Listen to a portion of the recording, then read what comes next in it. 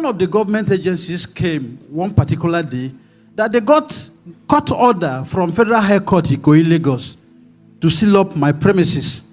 That the developer who built those houses took a loan and never paid. And funny enough, the title that we were given when we were buying the houses were in his name, personal name. I got a lawyer who did search and came back with a positive result and advised me to buy. I wondered where this encumbrance came from. What God cannot do. I am Chief Kennedy Akajak Ebukichi. Wait a minute. I am High Chief Kennedy Akajak Ebukichi.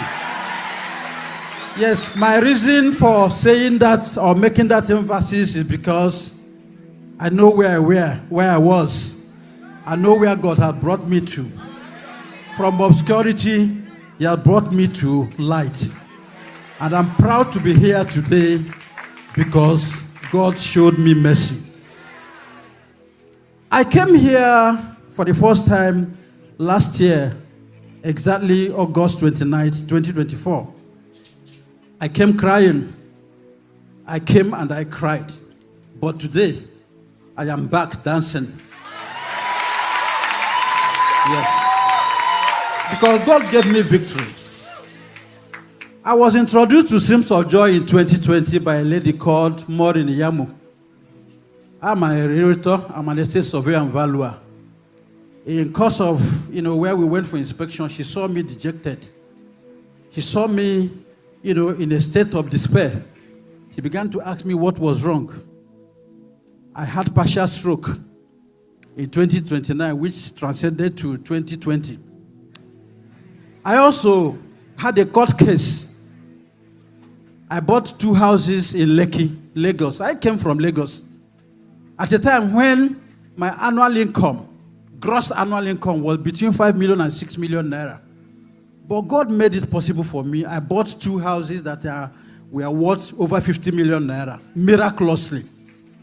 Now, 3 years down the line, from 2023, when I bought those houses, one of the government agencies came one particular day that they got court order from Federal High Court Ikoyi, Lagos, to seal up my premises. That the developer who built those houses took a loan and never paid. And funny enough, the title that we were given when we were buying the houses were in his name, personal name. I got a lawyer who did search and came back with a positive result and advised me to buy. I wondered where this encumbrance came from. So I didn't know what to do.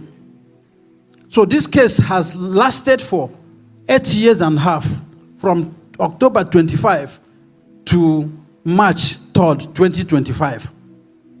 So that was in 2026 rather. Then it lasted till 2025 March. Okay.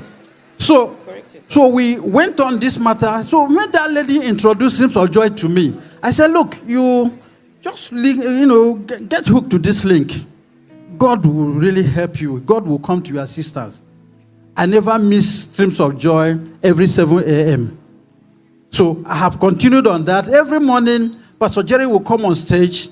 He'll come to the pulpit and make different declarations. And I was holding on to it.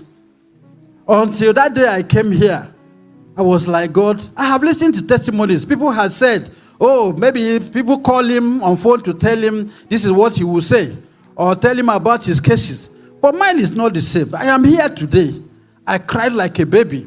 I said, please put your words, put my word, put my case in your servant's mouth. Let him say something concerning my case. I was sitting somewhere by that corner. I cried. At some point, immediately he came, he began to reverse, he began to prophesy, he began to declare. All of a sudden, he said, I don't know who you are. I don't even know why God is putting this to my spirit this morning. God is telling me, Rehoboth, Rehoboth, Rehoboth. I was like, wow. Before you know, he said, yes, all contention is over. Every battle is over. Every gang up against you is over. Rehoboth, Rehoboth. He narrated how Isaac tried to dig his father's well. They pursued him from there. He dug his own well. and they took it from him. He now dug another word and called the name Rehoboth, for God has given me a larger room. He said, you will be fruitful. And I held on to that word that day. I went back to Lagos. I kept praying, and Pastor Jerry will always maintain, oh, nothing is missing, nothing is broken. Oh, what you have boasted with the name of the Lord, you will never be put to shame. And I said, I have testified. I testified when I bought these houses. Oh, what brought me happiness will never bring me shame at the end. So I held on to that word until on the 2nd of March, 2025. It was on a Sunday service, like the first service. I was in my living room. I didn't even go to my regular church. Pastor Jerry came on this pulpit and began to declare. He began to say, look, this is the first Sunday of March. Oh yeah, march to your victory. March to your breakthrough. Back a little, we began to swag. I was in my room. I got up. I began to swag. I began to demonstrate. At some point, I held the wall of my houses. I said, no, that government agency, you cannot take it from me. I am already there. I was swagging. I was demonstrating. And before you know it, in that evening, that day, my lawyer called me and said, oh, the judge just sent him, sent them messages that they should appear in court tomorrow. He never knew why. Meanwhile, this judgment had been fixed for 25th of March, 2025. And God shortened the thing. He made it come earlier.